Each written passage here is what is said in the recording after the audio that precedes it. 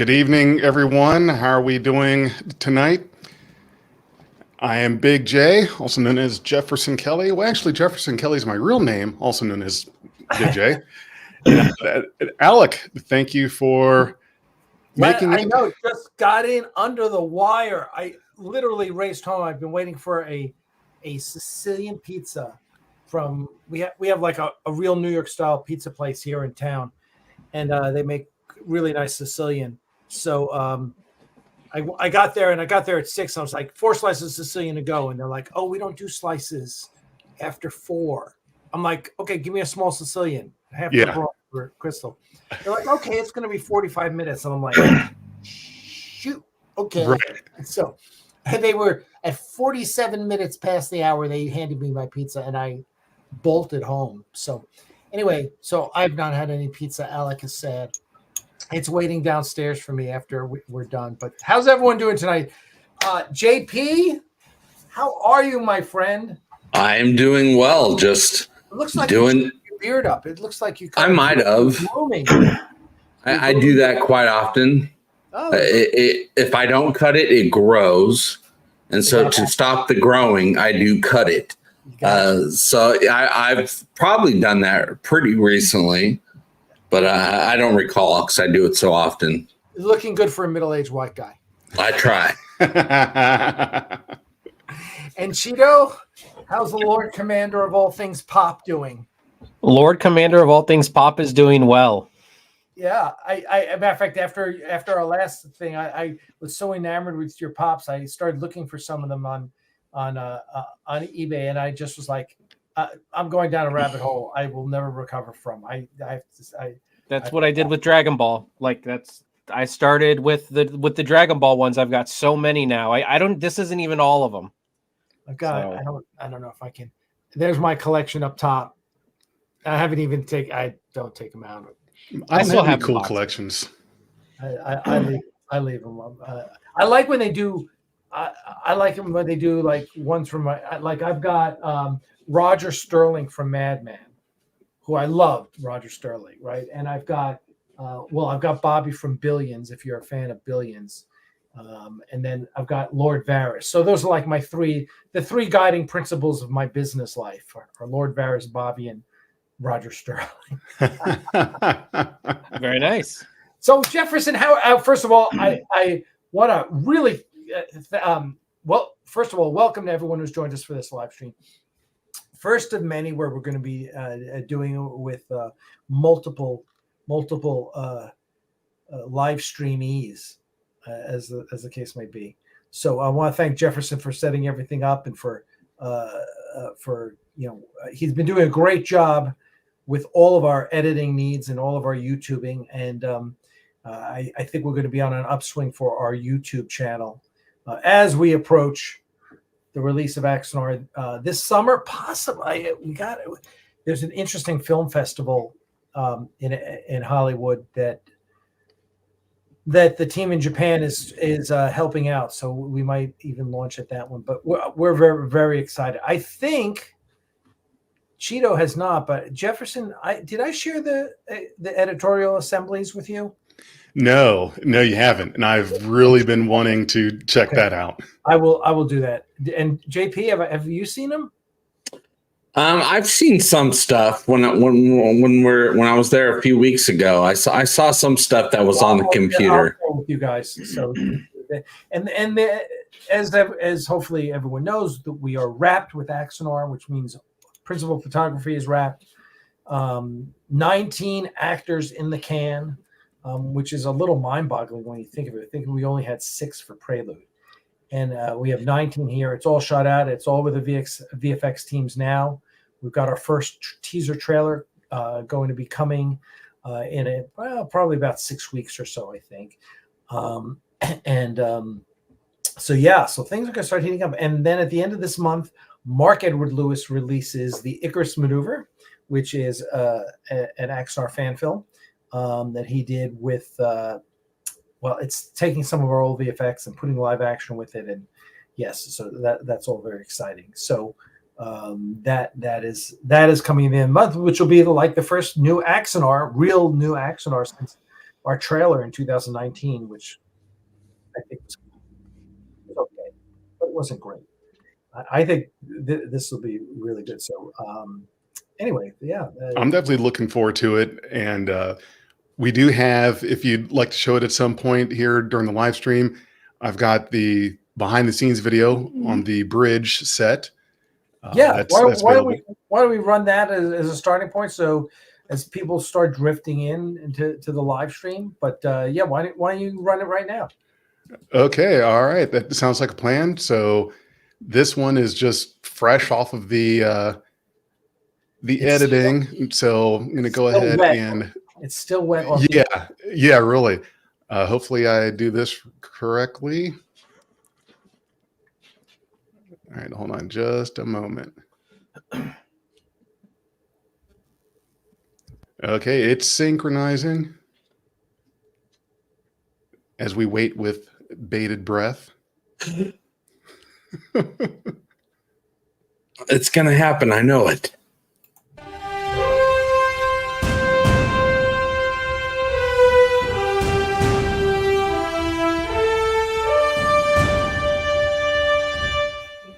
We have an amazing crew also that manages the studio. And that team is led by Dana Wagner, who's in charge of this amazing bridge set. Hi, I'm Dana Wagner.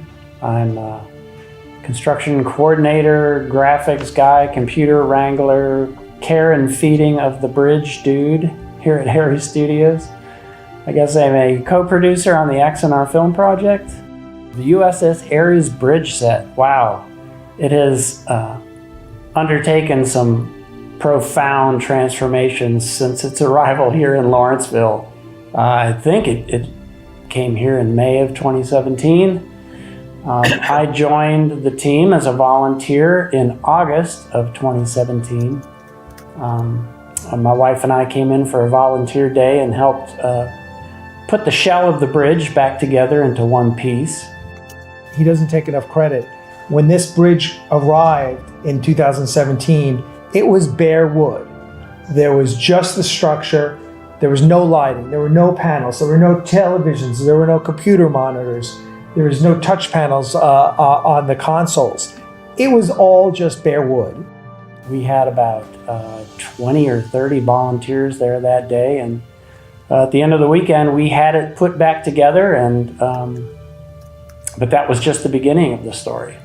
And so Dana and his team, which includes James Simpson, Paul Osborne, Jess Hockey, Scott Good, Dale Simpson.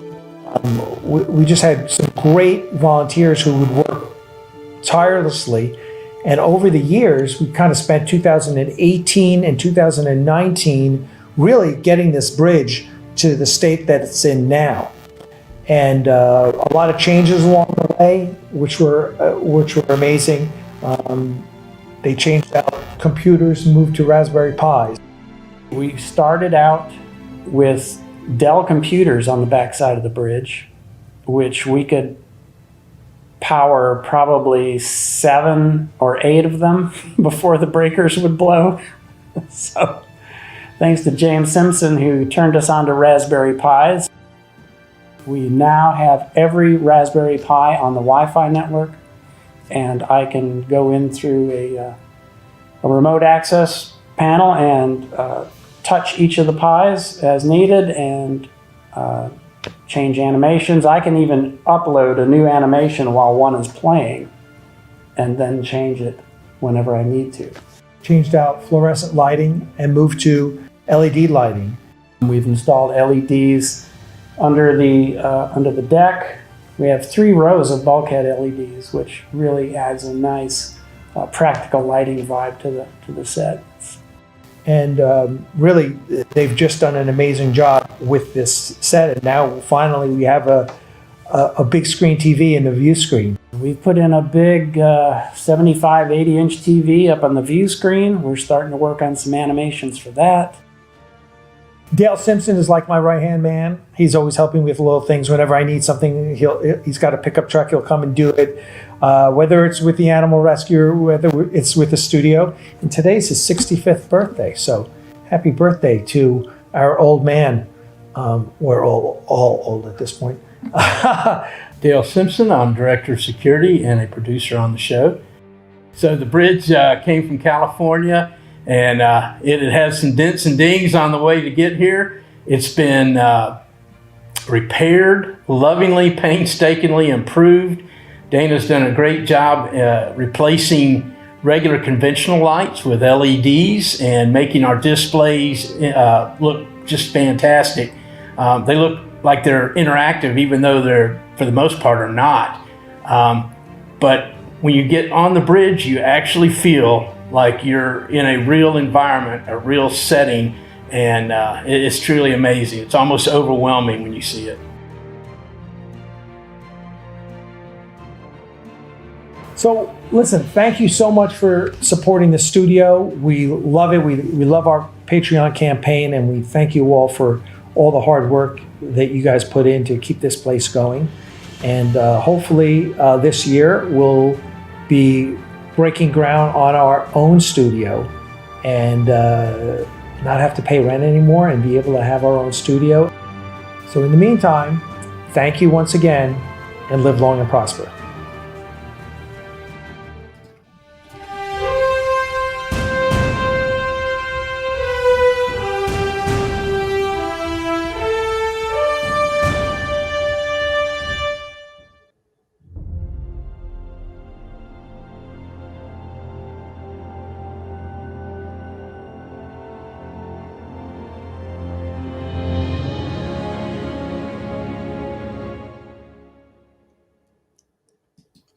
All right. All right. There it is. Well done, Jefferson. That was a nice little video. Thank you. I appreciate it. Yeah, it's really great. And then also the bridge looks beautiful on the screen, but it pales in comparison to actually being there. I mean, if you ever worked on a movie set, a sci-fi movie set, which usually has the bridge of a ship, you go onto it and it looks like the bridge a little bit, but you look around and you can tell you're in a studio. Not with the Ares Studio bridge. With this bridge, when you are on it, you feel like you are on a spaceship. There's very little in the way of spoiling that effect when you're there. I mean, you can look in one corridor and see that the rest of the studio is out there outside the corridor, but otherwise, everything 360 degrees. You are on a spaceship. It's amazing. I had never been on a set before, and that was the first time when I went down to see the principal photography wrap a few weeks ago. Down there was also with JP. We were just going around recording, getting as much footage as we could, trying to stay out of everyone's way, which was tough because me and JP are big guys, and so trying to have light cat paws weaving in and out. But it was quite an experience. And I sat in the chair, got some pictures there, and even the consoles on the chair. Don't know if those were iPads or tablets, what those were, but even those had animated graphics and things going. So there was just no detail that was spared there. It was very immersive. You really felt like you were there. I mean, it was great. Yeah, it was good. Let's say hi to a few people. We have Rodrigo from Brazil. Hello, Rodrigo. It's good to see you. And then John Vandenbroek from Torquay, England. So, geez, all over the world. I love seeing that. Curtis Tate, Brian Simpson from Ventura, California. And then right up the road from Brian Simpson and Ventura, we have Samwise from La Jolla. No, he said Jaloja from Santa Barbara. There you go. Think of that. If he was from La Jolla, you could say Jaloja from La Jolla and only have 4 letters used. Or do Jaloya. Jaloya. Nice. You do Jaloya. So, hey, Samwise, how are you? There's Sturm. Yes, Dana is the man, the myth, the legend. Alexander Richardson is here from Scotland. So, boy, we're really getting the overseas contingent. Daniel says, so he's the Boothby of the production. Yes, he is.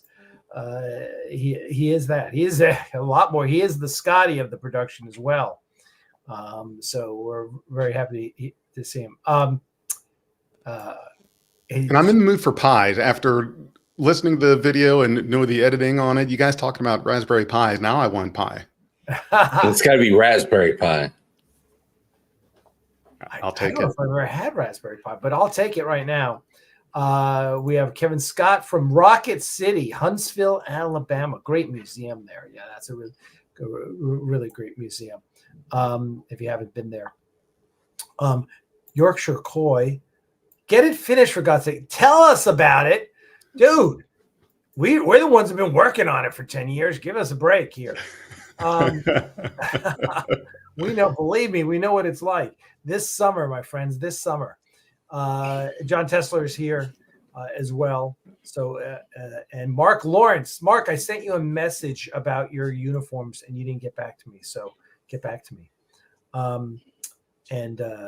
So we've got a bunch of different names. And I know what we're doing this time, thanks to Jefferson's adept handling of our StreamYard, is we're broadcasting to the Beyond Trek podcast channel.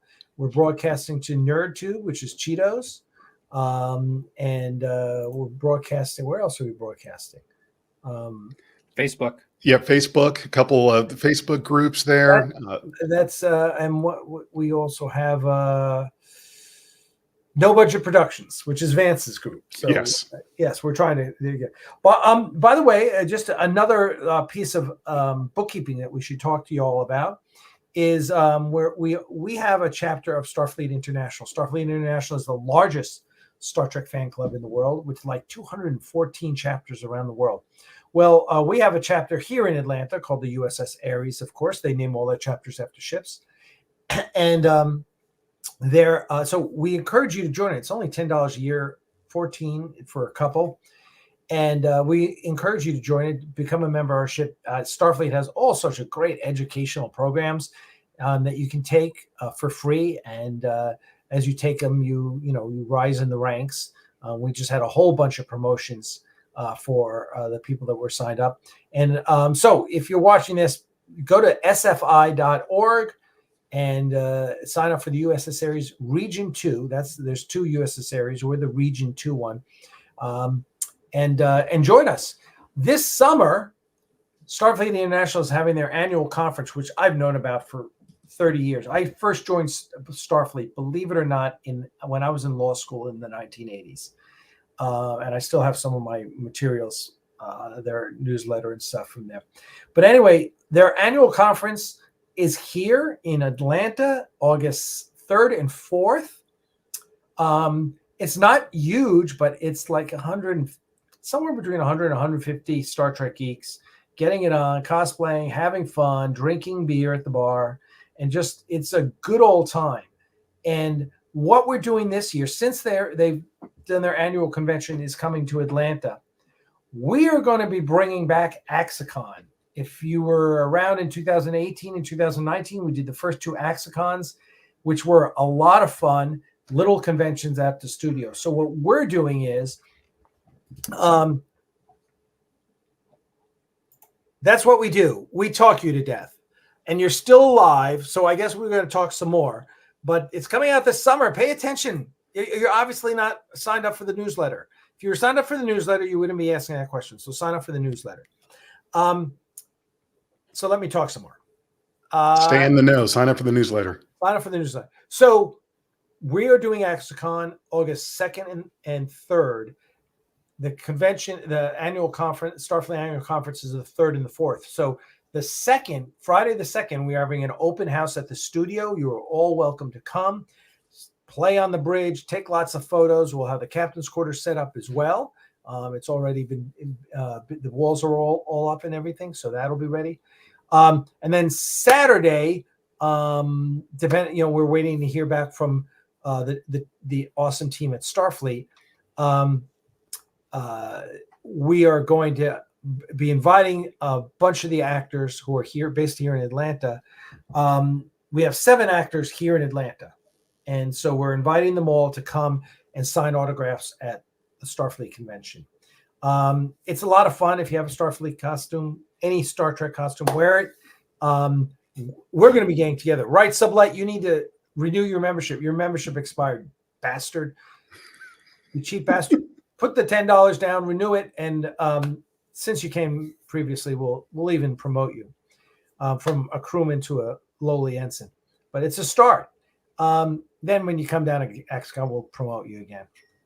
So that's it. So So check out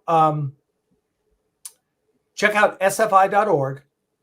Join. Like I said, it's only $10, $14 for a couple. When you go to fill out your information, you'll see a scroll bar and the chapter. Just scroll USS Ares R2, and there you go. And so hopefully, as many people as possible come. It will be it's just going to be a grand time. And we'll, at the very least, if we don't have action already released by then, we'll at least have a really cool trailer for you then. So there you go.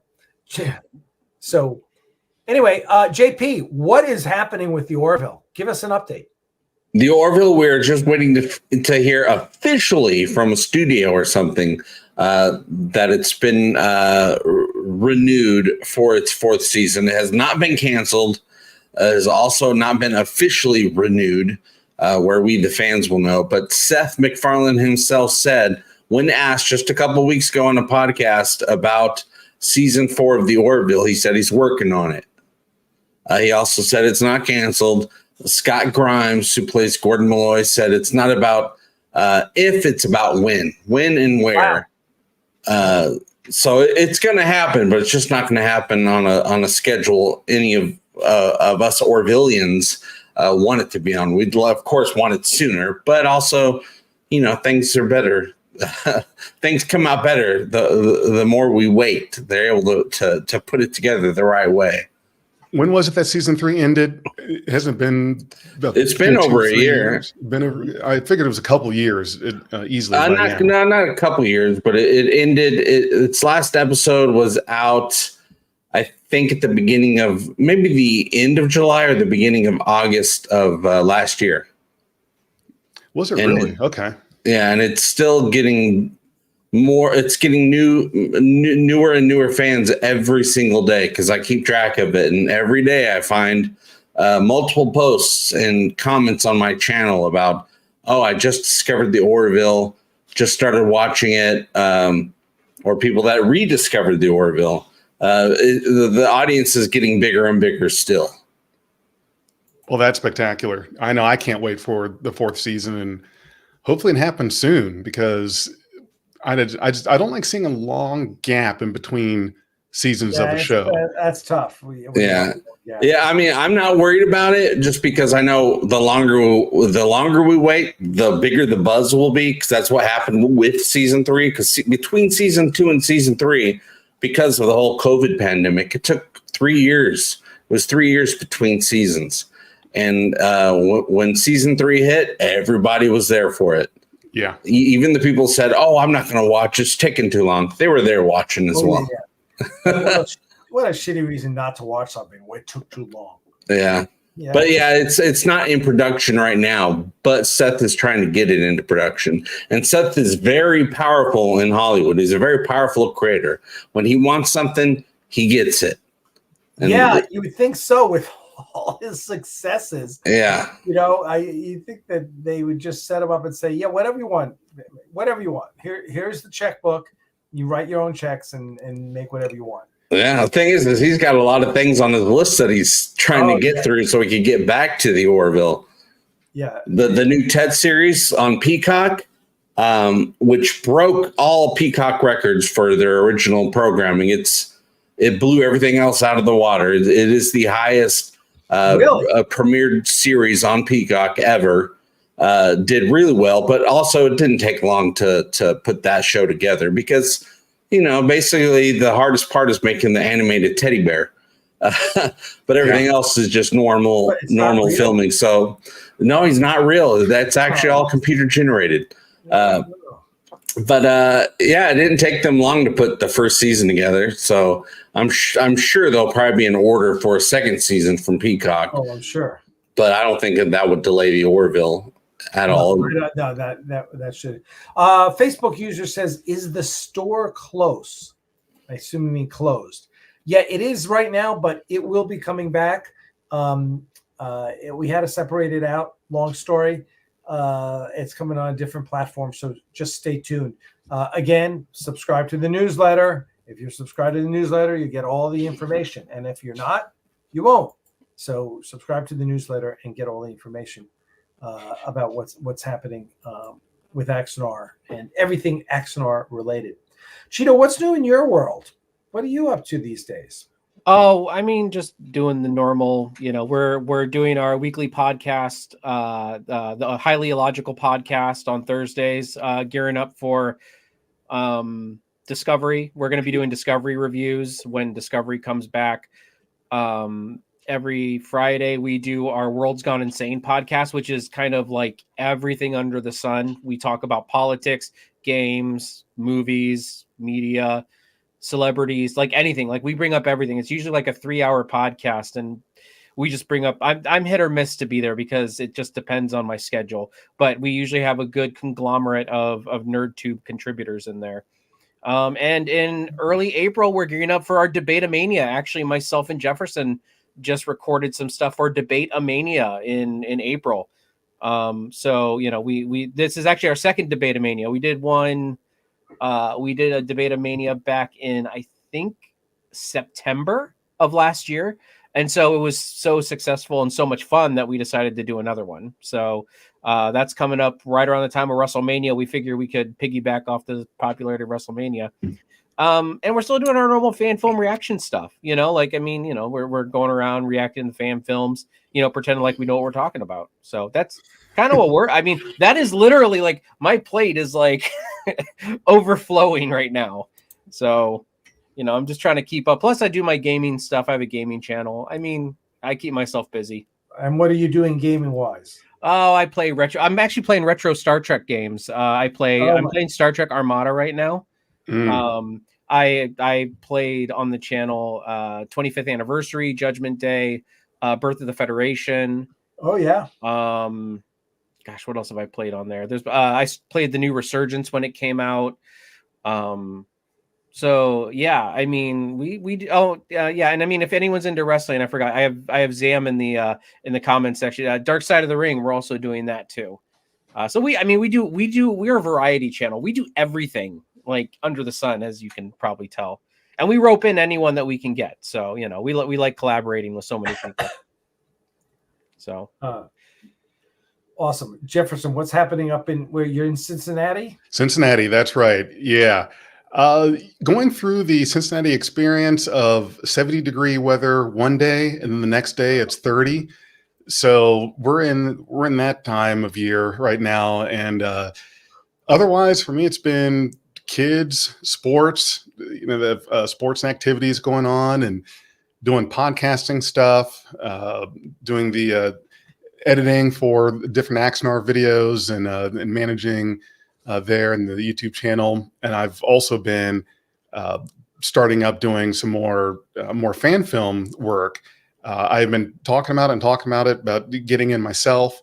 And after spending a couple months on and off talking with Vance Major and Frank Parker Jr., getting some hints and ideas, and also from you, Alec, wanting to get into it, I created a character for myself. His name is Preston Sisko, who is the great grandfather of Benjamin Sisko. So this is a character that is new. Sisko's line in the show only went so far back as his father. So I kind of backtracked as to how far back do I need to go to have a character that's around the TOS timeframe, which is a lot of fan films are based around. And so I did that, had a really good reception, have recorded some scenes for a couple different films, have some more coming up. So it's been pretty exciting to finally get into it myself. And so, got my uniform, got, a couple uniforms in there ready to go. So I'm pretty excited about it. So happy to throw my hat in the ring and start being in some fan films myself, and got a couple scripts of things that I've written, and I'm roping in my son and my fiance on some of this stuff, and my best friend. Told him, you guys, and also one of the co-hosts with Beyond Trek podcast said, you guys are going to be my victims as well. I'm writing a film, and we're gonna get into it. Very good. And Cheeto, you guys review fan films? Is that? Yes. Yeah, One of we the do things is fan that film you- reactions. We go in blind. We have not seen the fan films, and we just go in and we watch them, and we critique and or praise the films based on, just our our thoughts. Like, we react to it. It is a raw reaction. We don't go in with any pre-planning, just, hey, we're going to do this one, and then we do it, and you get our raw reactions and we rate it. So sometimes fan films get high praise. Sometimes we give them some critiques and say it needs a little work. By no means are we professional fan film makers, but we are definitely fan film fans. So we do all sorts of them. We do Star Trek, Star Wars. We've done Indiana Jones. We've done Lord of the Rings. If there is a fantasy genre out there, there is fan films for it. We've even done John Wick. There's John Wick fan film out there. No way. It's Wow. called John. It's called John Thick. It's a comedy. It's It's one of the funniest by far, I think, of all. But I'd love to say. I do want to answer this question. Clark Unglued says, "Is the Axanar set wheelchair accessible?" So the studio definitely is, and if you're in a wheelchair, the bridge set is not wheelchair accessible. But if you come to Axicon, there'll be plenty of us that are more than happy to lift you up the 3 steps to get your wheelchair onto the bridge. So that's not an issue whatsoever. We would love you to come and partake. So there is definitely there's definitely those of us who will be more than happy to give you a lift as it is. I was gonna say, of the Star Trek films, what are you give me a couple favorites that you guys have reviewed and seen that Cheeto that you like? Oh, I mean, last year, our fan film of the year, we had our award show in December, and Crisis on Infinite Excaliburs was fan film of the year, voted by all of us. Yeah, that was great. See, hold on, let me bring it up. We've done over 170 fan films at this point. So wow, holy crap! And there's a lot of good Star Wars fan films too. Oh yeah, we've done Obi-Wan. Well, I think it's called Kenobi. That was good. That was good. We've done what was it? It was a Han Solo one. Hold on, I'm bringing up our playlist. But yeah, over on our playlist on NerdTube, I mean, we have a whole fan film. We've done pretty much every single every single Avalon Universe one. We've done either live reaction, live premiere reactions, or we've just reviewed them, later on. But yeah, we did the Star Trek. There's one called Galaxy Queen, which we loved. It's a comedy, but it's a Star Trek. It was just beautiful, beautiful comedy. We've done Marvel and DC ones. I mean, if you want me to ramble some off, I pretty much can.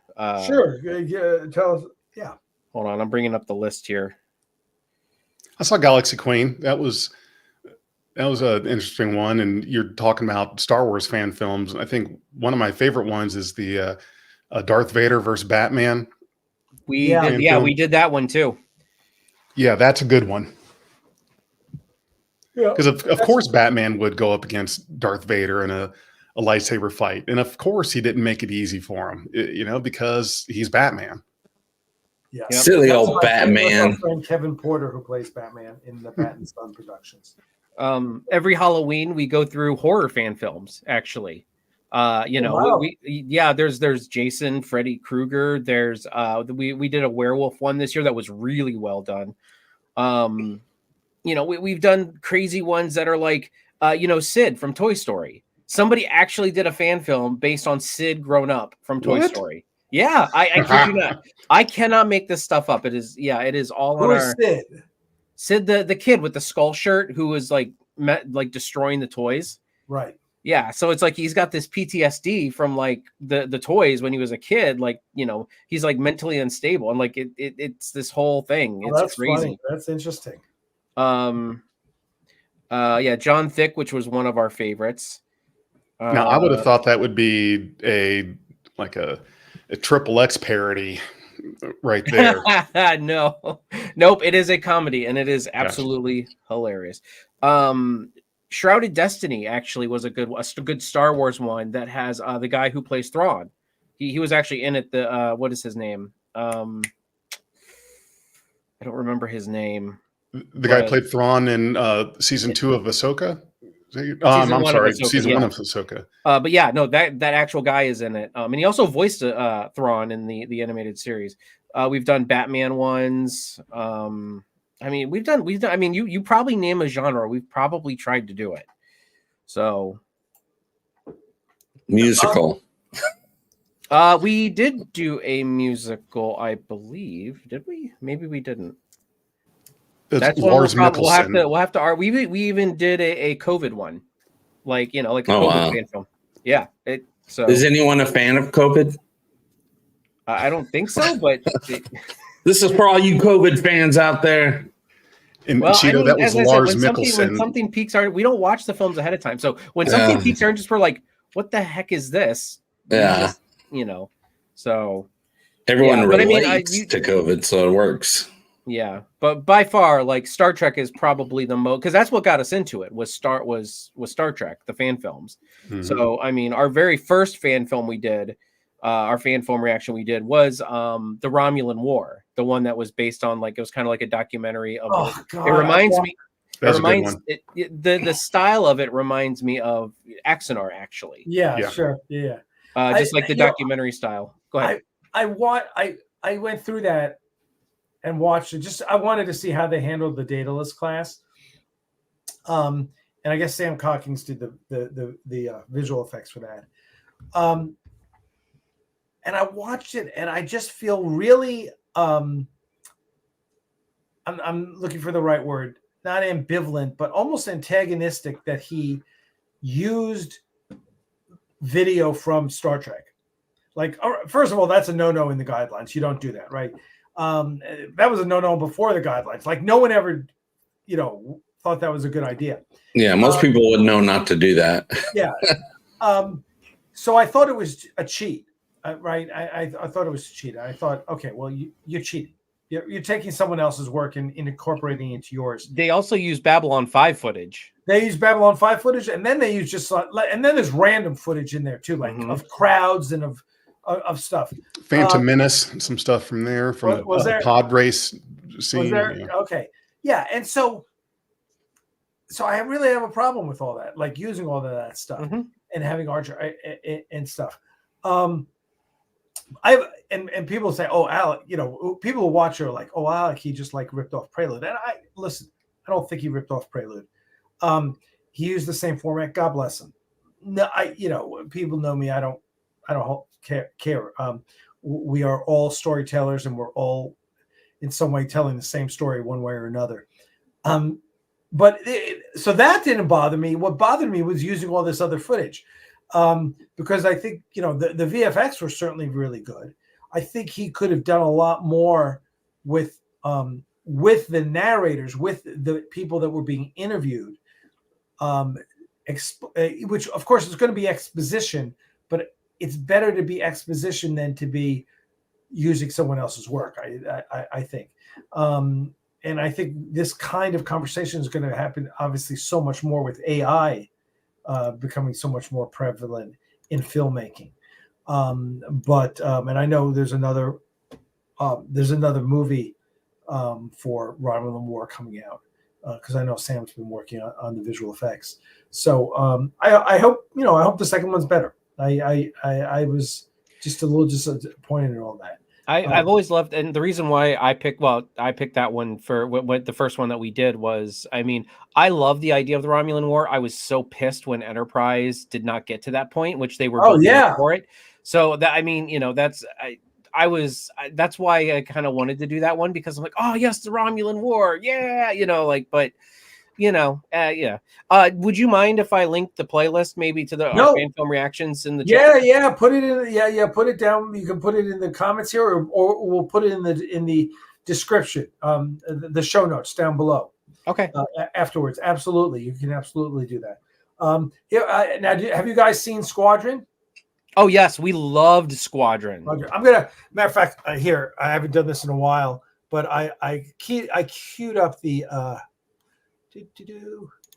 I queued up. That was actually one of our first fan films that we gave. One of our first ones where we gave a 10 out of 10 for, because the set. I love the sets on Squadron.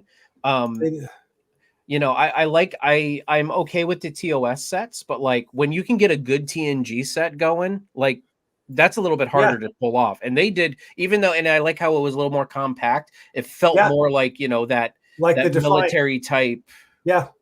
No, it's right here. I'm going to play that. If you haven't seen Squadron, let me play the trailer with you all. I'll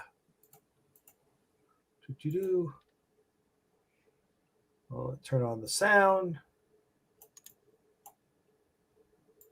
You will command the whole squadron, and Minneapolis is going to be your flagship. Rear Admiral Nansen. Our task is to take over the patrol in the sector and stabilize the situation.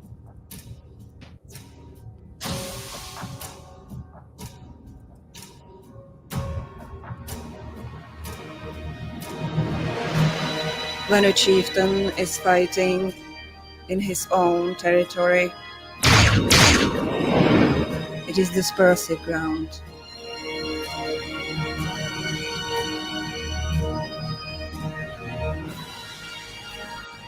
Ground on which we can only be saved from destruction by fighting without delay is desperate ground. On desperate ground, fight.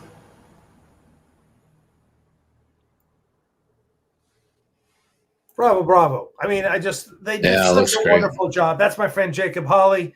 And it's a shame they didn't do any more. Yeah, I love the female Vorta villain. Like, she's great. We loved her so much. She was so good. And I mean, I think all of that's in, like, is it Hungarian? I can't remember what. Slovakian. Okay. Yeah. Like, so the Czech Republic. They're from the Czech Republic. Yeah. So like all of it was, and like this, still, even with that, like even though they weren't speaking English, we were still really invested in it. And I mean, that's hard to do with modern audiences, if they're not speaking, so. Yeah, we should do a watch party one night with Squadron. Oh, that sounds like fun. I'd watch it again in a heartbeat. I love it. Right. Yeah, let's do it. I'll get Jacob to come on, maybe stay up late one night and watch it with us. That would be, they're great. So okay, switching subjects here. I had I posted something because a news article came out that said that Lucasfilm has made $12 billion in profit for Disney since the acquisition. So I just posted, I was like, okay, that's pretty cool. And of course, you get people arguing about Disney. I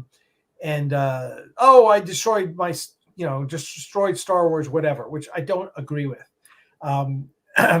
Listen, we've probably all talked about how much we don't like the 3 sequels, specifically Last Jedi, and how problematic both Force Awakens and The Rise of Skywalker are. Yes, I wish they were better movies. What can I say? But that doesn't mean that Star Wars, that they have bumbled Star Wars, because first of all, I don't think Solo is that bad. People whine about Solo. I'm like, I've watched it. I haven't watched it through from beginning to end. I've watched it like 5 times, like a half of it 5 times. And I keep going, what's the problem with this movie? I don't get it. Go ahead. It was new at the time, so the internet had to have its say internet-wise. No, this is the Star Wars fans wanted Harrison Ford to run around like he was pretending to be a young guy again. That's what they wanted. No, I'm kidding. Yeah. Actually, my favorite Star Wars movie of all time, out of all of them, all movies and everything, is Rogue One. Yes. I love that movie more than Empire, more than Return, more than Revenge of the Sith. Star Wars movie. Mm-hmm. Really? Absolutely. It is awesome. It is truly awesome. The Star Wars movie. Hands down, one of my favorite Star Wars movies. One of my best favorites, because I love Trek, but I also love Star Wars. But I don't like Jedi so much. That was so far removed, really, from Jedi, except for Darth Vader. That's why I really liked it, was because you got the fighters, the fleets. I was an X-wing TIE fighter kid growing up. I played those combat sims and X-wing and TIE fighter. Watching those space fight scenes and stuff. Oh. You know what I really liked about Rogue One, and I think this is, if you can pull this off as a prequel, then you've really accomplished something. But in Rogue One, towards the end, I knew that the whole data card and all of that would end up in Rebel hands, but I was doubting it for a bit, like irrationally thinking, okay, I don't think they're going to make it. This doesn't, and they do. But it felt like, are they going to change something here? Because it doesn't look like it's going to happen. Yeah. And that was something to accomplish, is when you know what the outcome is going to be, but you're still in suspense, wondering. No, that's good storytelling. That was very good storytelling. And it, just Darth Vader in that hallway, all dark, and then the lightsaber. Brilliant. Yeah. Those were reshoots. That was not originally in there, and felt they needed a different ending. The only thing I didn't like about that movie was Princess Leia. I thought that was too much Uncanny Valley, where I loved Grand Moff Tarkin.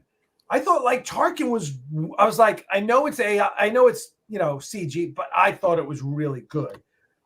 Leia, I was like, I didn't need to see her face. Like, we know it's Leia. Just have her facing out and go and have her give the order. Other than that whole scene with Darth Vader kicking ass is just so freaking good. It's crazy. It also helped why the Rebel forces were so bare minimum in A New Hope. It really tied up a lot of loose ends in A New Hope that people had always been asking, and I think it did it so beautifully well. So I mean, that movie is definitely a reshoots can be good. Type of scenario where you hear a movie goes through a lot of reshoots, because Rogue One went through a lot of I think it went through 2 rounds of reshoots or something like that. Yeah. Chris Reeves says, every time I watch Apollo 13, I'm worried about the heat shield. Yes, exactly. Right. We know it works out, but the storytelling is so compelling. Zamir says it was Dirty Dozen in space. Yes, that's exactly what it was. And I got to say, one of the nicest compliments I've ever heard was someone said, "Oh, Rogue One was the Axanar of Star Wars," and I was like, "Fuck yeah, that's thank you. That's awesome." Yeah, I can so see that comparison, because it's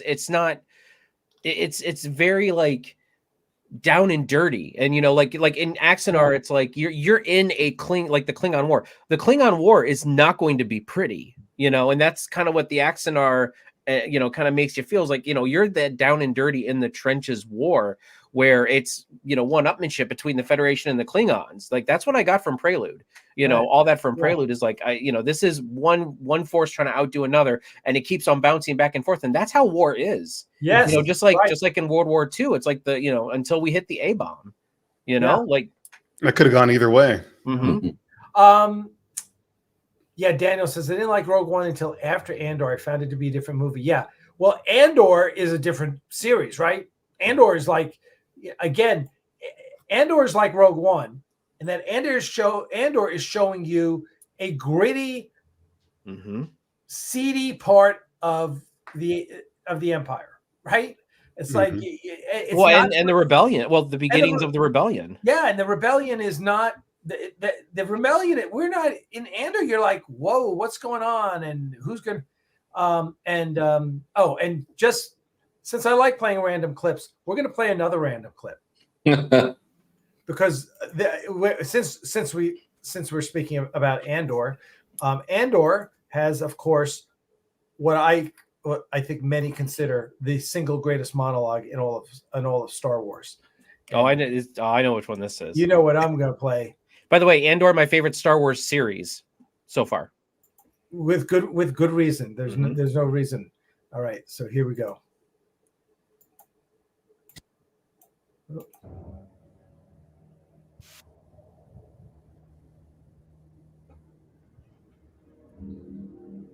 Calm,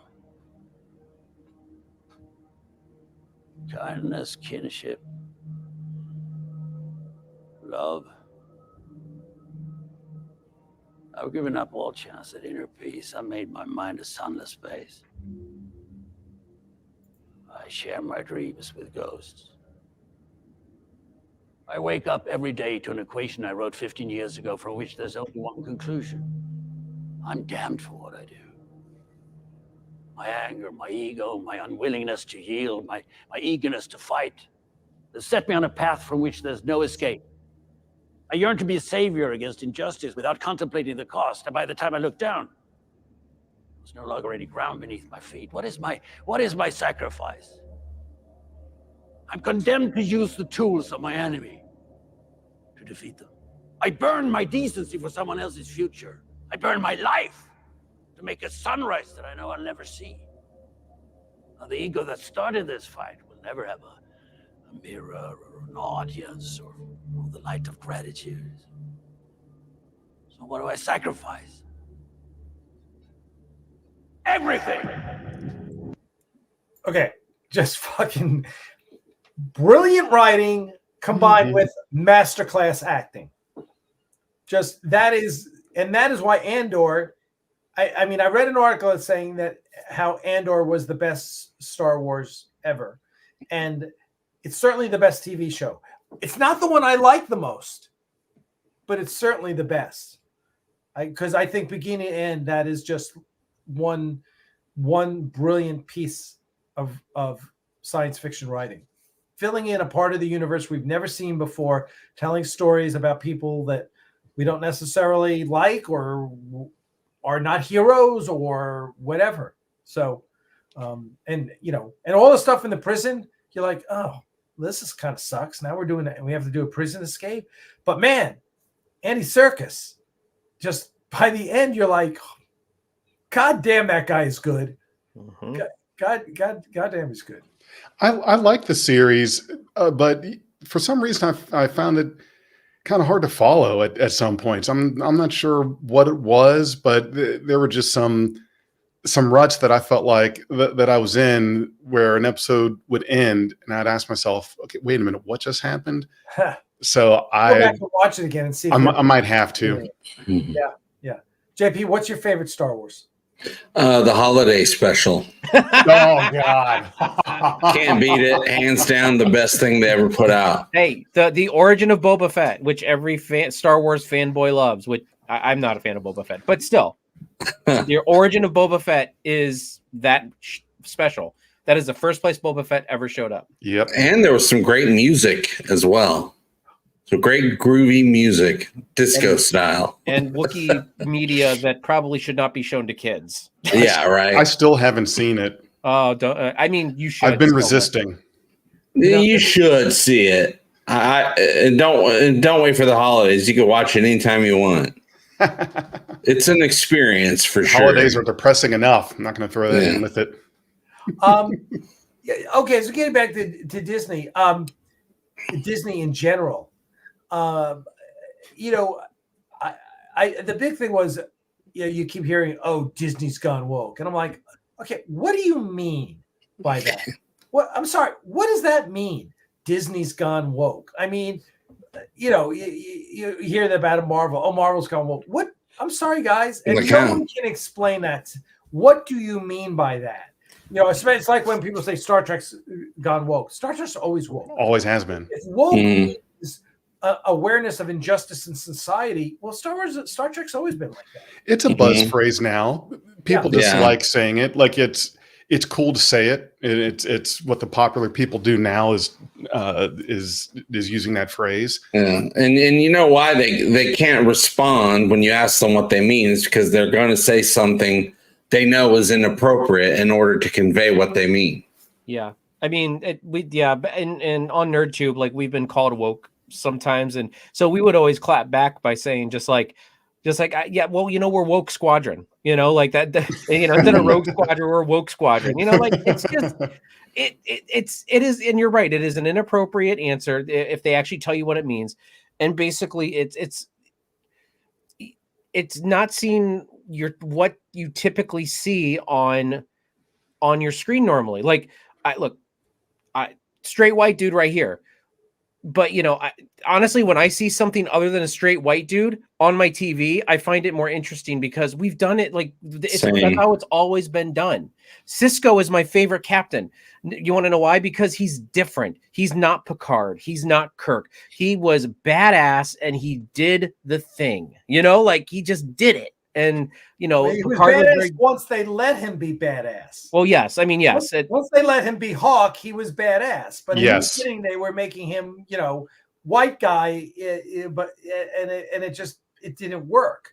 But white guy with more melanin. Yeah. Right. Well, yeah, they told him at the start that they didn't want him to have the goatee and shaved head because he would look too urban. Right. They didn't want the character to be too urban, so it's like be black, but not too black. Yeah. By the way, Jefferson, we need to talk to you a little bit about the, Hey, this is my. I've tried. Now, believe me, I've tried different looks. I've gotten a lot of criticism, and as it shakes out, this is the one that's always come up as the winner. Is the no hair and goatee. So wear it proudly. Go for it. Yeah, if it works. Cheeto, I am totally with you. It's like I don't need to see more middle-aged white guys on TV.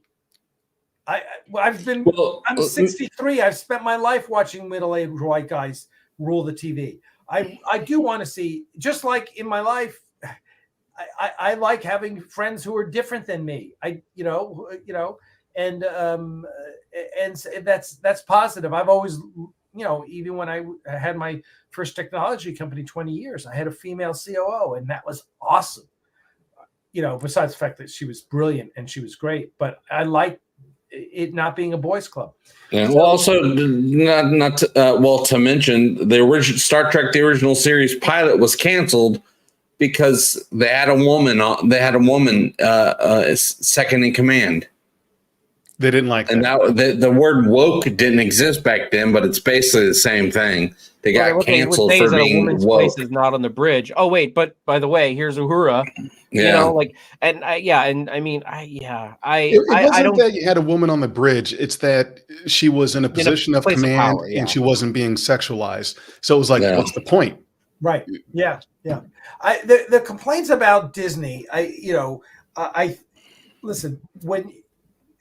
It's like, oh, well, Little Mermaid's not black. Why the fuck not? What does it matter? People, and listen, 10 years ago, people said to me, well, there are gay. Are you going to have any gay? Is anyone in Axanar gay?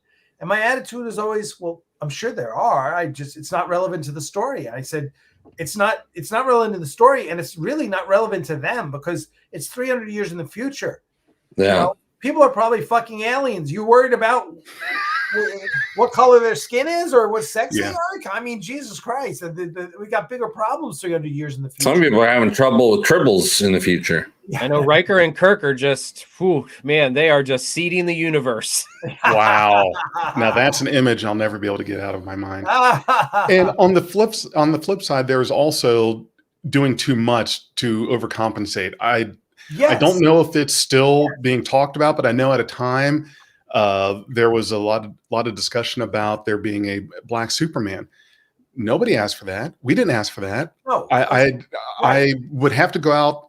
I'm going to go out on a limb and just say that as a person of color, I do not believe that anyone of African American descent is clamoring for a black Superman. We don't care. Who cares? That's. But I actually do want to counterpoint that only because they were going to base it off of the Superman from a different universe. So That's it was fine. If you want a black Okay. Superman in an alternate universe, I'm good with that. Yeah, I mean that's Like, what I'm who saying though. cares? But everybody got all bent out of shape, and I'm like, guys, it's not even like technically, it's not even like prime timeline Superman. Like it is a Superman from another universe. Get over it. You It's know what I like mean? Miles Morales. Yeah, I mean, yeah, Miles Morales is well, technically Peter Parker did exist in that universe too, but Miles Morales in their universe, 1816, I think. I don't remember what the universe of the Ultimate Universe is, but I mean, he took over for Spider-Man because Peter died. You know what I mean? Right? Good. Don't like I don't. The only reason why I don't like race swapping sometimes is because you can make a good character, original character like Miles Morales that is black. You don't have to say this is black Peter Parker. No, you can say this is Miles Morales. He is black and Hispanic, and he's a good character. You know, I agree with you. I feel like sometimes Supergirl when is they race swap basically it, oh, go ahead. the girl Superman. Yeah. No, right. Exactly. Listen, no one would ever say, hey, what about a white Black Panther? What are you talking White about? Panther. That doesn't even make any sense. You know, you're not going to do that. So we don't need to have a black Superman, but we could have a black Superman from another universe. Or Sure. It's kind of like Red Sun, right? It's like Superman lands in the Soviet Union. I mean, okay, we can do things like that. There's a black Superman, but he's not Bruce Wayne. Yeah. Well, and getting back to your point, Jefferson, I'm going to point at you here, is this woke label, it is true that they do overcompensate. It's like, why does every other commercial I have to see have to have a black man and a white woman, or a white woman and black man married? Why do we always have to have? It's like every single company thinks, oh, now we have to have an interracial couple in our commercials. Well, not everyone has to, because most people aren't interracial couples.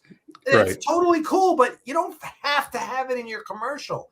And now we're inundated with it because, we want to be, politically correct. Okay, that's too much, guys. Yeah, and now you want to rename sports teams where the people you think you're offending don't give a shit, and and I just listen. I must be living in a cave. I just found out the Cleveland Indians are no longer the Cleveland Indians. Oh yeah, they're the Guardians now. First of all, stupid name, just kind of like the Commanders. Cleveland Guardians, that's dumb. Second of all, what's wrong with Cleveland Indians? Okay, the red-faced Indian logo, gotta go. I get it. But Cleveland Indians, first of all, if I'm the guy that owns the Cleveland Indians, I'm like, I'm sorry, motherfuckers. I ain't changing the Cleveland Indians. Want a more appropriate logo? Let's get the Native American people to design the logo that they want us to use. How's that? That's fine. But it's been the Cleveland Indians for 150 years. I'm not freaking changing it. Atlanta Braves. Well, you can tell me I change Braves. What are we doing? We're honoring Indian culture. Kansas City Chiefs. You don't need to change it because the left wing, and I'm part of the left. I'm a lefty, but the left wing, there's this faction over there that wants to bitch and moan about everything. It's like, no, we don't need to change that, guys. So anyway, let me get on. I just want to respond to a comment on NerdTube really quick. Zamir, you are Asian. You are not Indian. I mean, you are Indian, but he always claims to be Asian, which he is. He is Asian. He's from his descent is from Asia. But I just had to give him some shit there for a second. So I know you're Indian. You always say I'm Asian, and I'm like, okay, sure, yeah. Southeast Asia. Yeah, southwest Asia, I think. Yeah, that's fine. Just going through the comments to see that Frank Parker. How are you, sir? It's good to see you. Frank's our good friend from up the road in North Carolina. There was a comment before, and I don't know if we want to address it, but somebody was asking if Star Trek Discovery is too woke, and I do have some thoughts on that. If you guys want to talk about that, I do not think Star Trek Discovery is too woke. I think that it is perfectly diversified, just like, just because the one white guy on the ship is gay does not mean it is not diversified. You know what I mean? Like, I don't understand this idea that Discovery is woke. I have some issues with the writing of some of Discovery, But that That's has nothing. exactly my point. That has nothing to do with what color the people are and what positions and what their sexuality is and what, all this, it doesn't matter. No, I actually, again, looking for something different, having a gay couple in Star Trek, I enjoy that story. Yeah, me too. Right? Because it's like, oh, that's cool. They can show a gay couple. Great. Okay, that's Star Trek, right? Idic. I'm totally with you, Cheeto. I believe the problem with Discovery is the writing sucked. It had nothing. It just had nothing to do with woke. Black female captain. Great. What's the problem there? Replacing an Asian woman captain. Great. No problem with anything. Whatever is woke is not the problem with that show. It's shitty production design. It's shitty Klingons. It's shitty writing. Those were the problems with that show. And then trying to jam it down our throat to saying it's prime timeline. So I won't get off on that tangent again. So anyway, the only colored individual I had a problem with in Discovery is the Red Angel. I just didn't like that storyline. Oh, you did? Well, The mystery. I liked the mystery at first, and I didn't like the resolution. Oh, okay. The mystery was fun. Yeah, I had a fun time trying to figure it out. And then eventually I'm like, oh, it's just going to be the character's mother. It's not. It's just going to be some previous context that we weren't there for. I didn't like how it all turned out, but I enjoyed the ride trying to get there. Yeah, I think that the Indian or the Cleveland Guardians have now changed their names to the Cleveland Red Angels. Oh no! I am also from Ohio, just so you guys know. Me and Jefferson are from exact opposite ends of Ohio, but I am also an Ohioan. Well, both ends of the word Ohio are both an O. Mm-hmm.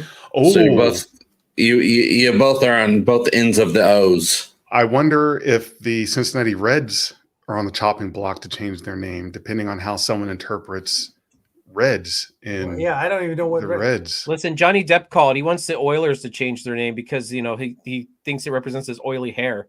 Val, it's good to see you, Val. Glad you're back. We'll touch base offline. I guess we're gonna have to endure season 5 of Discovery. Season 3 and 4 I've actually liked. Yeah. I don't want to say they were great, but I liked season 3 and 4. I think they fixed a lot of the problems that the first 2 seasons had. Yeah, I like season 3. I didn't watch season 4 yet. Oh, season 4 is good. I like it. Some people say it's not as good as season 3. Some people, I think actually season 4 is a little bit better. But regardless, it still suffers from some of the same writing problems of the first 2 seasons. But it's far more Star Trek-y than for seasons 1 and 2. Yeah, I think Paramount's the head name now. They're figuring out that fans want their Star Trek to be a little bit more Star Trek-y. Yes, but we're not going to get Star Trek Legacy. We're going to get Starfleet Academy because Kurtzman wants it. And then eventually they will do Star Trek Legacy after time goes by. No, I never believe a no, because eventually time passes and they need something. Oh, everyone's been asking for this. Let's give it a green light. I mean, there wasn't supposed to be a Pike series, but all the fans really liked the character, so they came out with a Pike series. And I've given Kurtzman credit for Strange New Worlds. And me and Zam over on NerdTube, we actually get a lot of crap for championing for Alex Kurtzman.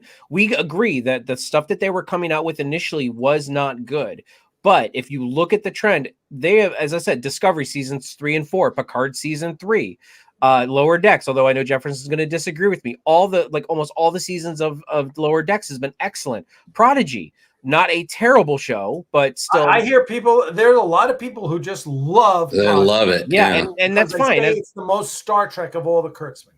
Yeah. And then what was there? And Strange New Worlds. So I mean, you have fantastic. Yeah, you have to acknowledge the fact that yes, like everyone hates on Kurtzman, but like They're trying to improve. They've been listening to the fans. Like they've been steering the Yes, ship they the right have. direction. Yes, they have. I absolutely agree. Although I don't think anyone really needs Section 31 movie, but okay, that's I'm fine. glad it's a movie. I'm glad it's going to be a movie, and it's not a 10 episode season. And I think that is something that they should look into doing more of, is doing the streaming movies. There's no reason not to. And hopefully if Section 31 goes well, then they'll take some of these things like we could use some streaming movies to break up the the commitment of doing these 10 episode seasons. Let's get something that is a 2-hour streaming movie. That's no brainer. I think Plus, it'll be way cheaper than doing a full season. Right. Well, but I think if they do, I think they are talking about the budget with these streaming movies, because you look at Disney Plus with some of their special editions and stuff like that they did. They've put movie money into it. Now, if Paramount doesn't put movie money into it and they put like episodic movie into it, then maybe it might be financially safe. But the problem with a lot of the Marvel, go ahead. They're still using all that in-game money that they got. There's that. And on the Paramount side, we don't have that. Mm-hmm. We don't have anything that was. The Disney will be making stuff off that money from in-game for a long time. Yeah. That's where all of this is coming from. That's why they've got all the stuff they're putting out. And listen, you got to give Marvel credit for realizing they needed to wake up and make some major changes. They did, because Quantumania was just not a movie that needed it's and my feeling on Quantumania is like, you didn't need to spend $300 million on that movie. Mm-mm. Like, okay, make that movie for $150 million and we're fine. But it's like, how, considering how legendarily bad Marvel is with dealing with their VFX teams, they could have done a lot less VFX. Made the movie for a lot less money, and it probably would have been as good, if not better. I actually am of the camp saying that Kang ruined that movie, not because the actor was bad, but because it felt like they shoehorned that villain in. Whereas I was more looking forward to like a quasi comedy adventure in the quantum realm. Have Bill Murray as the main villain, and just go with that. Like, you didn't need Kang. Like Jonathan Majors, although all the controversy aside, did a great job with Kang. Yes. Still, I felt like that entire movie was just overinflated, and it didn't need. Look at Deadpool. Deadpool 1 had a $30 million budget, $30 million, and they made they multiplied their take home on that one. You honestly, a lot of times when you throw more money at it, it gets less of a soul. No, that's true. That's true. Well, listen, we're at the end of our time. We want to thank everyone for coming out. We don't want to keep talking. We're going to run out of things to say next week. Yeah. But I want to thank everyone for coming out. Cheeto, it's good to have you on the Axanar channel. JP's been here before. JP, good to see you. I hope everything's going well in the middle of freaking nowhere where you live. There's all kinds of great stuff out here. And Jeff, it's good to see you as always. So listen, everyone. As I've mentioned before, the most important thing you do is sign up for the Axanar newsletter down there. Go there, sign up for the newsletter. That way you get all the information about what's happening. So that way you don't come onto this channel and piss me off by saying, when's Axanar coming out? Because you're not reading anything. So there you go. That's when Axanar is coming out. You'll find out when you read. But listen, thank you so much, everyone. We're having a good time doing this. Hopefully, we've seen so many new faces today, and our friends from all over. We got South America, we got New Zealand, we had Australia, we had England, Scotland. Ventura, California. Oh yeah, I'm originally from Ventura County, so I know Ventura very well. Yeah, and we have someone Frank, from Santa Barbara. Going timeout. Send Frank to timeout. He just asked when is Axanar coming out. Oh, geez. Timeout for you. He's just excited. All right, everyone. Listen, thanks so much. Come back next week. And we'll see you. And then this Friday we'll have something. If not Axanar Confidential, we'll have another Axanar After Dark. All right. Tell all my friends, thank you so much for coming out. Everyone, you take care. Live long and prosper. And Jaloja. Jaloja long and prosper. Zip.